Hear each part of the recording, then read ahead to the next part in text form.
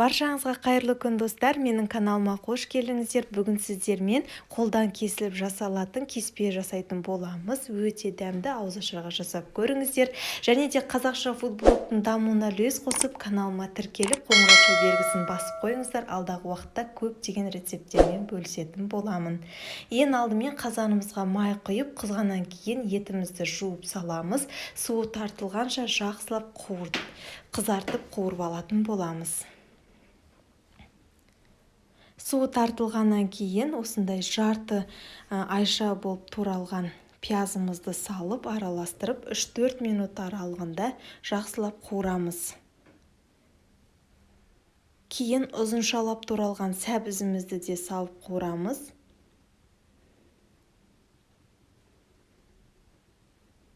Қалауларыңызша болгар бұрышында салуға болады. Және де осылай қызанағымызды майдалап турап қосамыз. Және де 1 шай қасық пен томат пастасын салып, жақсылап қызартып қуырамыз.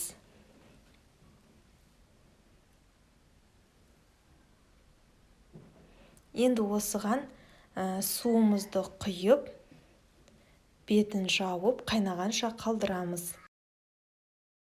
Қайнаған уақыттан кейін 20 минуттан кейін осылай картобымызды 4 бұрыштап тұрған картобымызды салып, бетін жауып, баяу отта жақсылап қайнатамыз.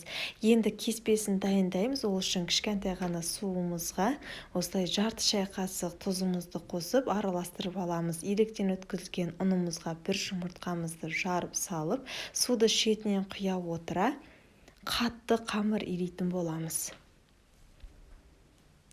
Қарап отырсаңыздар, күштеріңізді жақсылап тұрып, қатты басып елесеңіздер, қатты қамыр еленетін болады.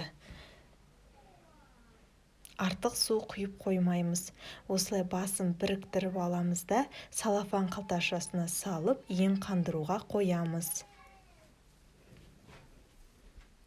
Ең қанып тұрған қамырымызды арасында 1-2 рет басып аласыздар, одан кейін осылай жаюды бастаймыз. Бастапқыда жұдырығымызбен басып, одан кейін осылай оқтаумен кішкене жұқартып аламыз. Кейін оқтауымызға орап, екі шетінен баса отыра жаямыз қамырымызды.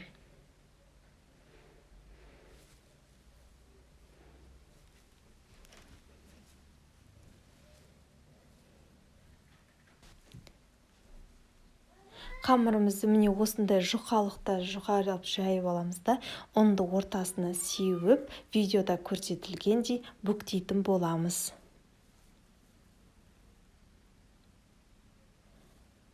Енді осы қамырымыздың ортасынан ыңғайлы болу үшін бөліп алдым да, тақтайдың үстінде пышақпен жұқалап кесіп алатын боламыз. Жіңішкелеп.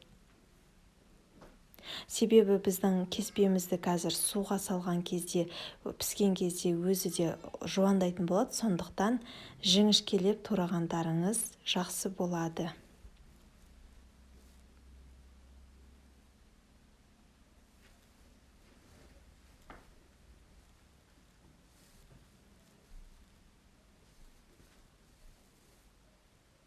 Міне біздің кеспелеріміз бір-біріне жабыспай өте біркелкі, жіп-жіңішке әдемі болып шықты.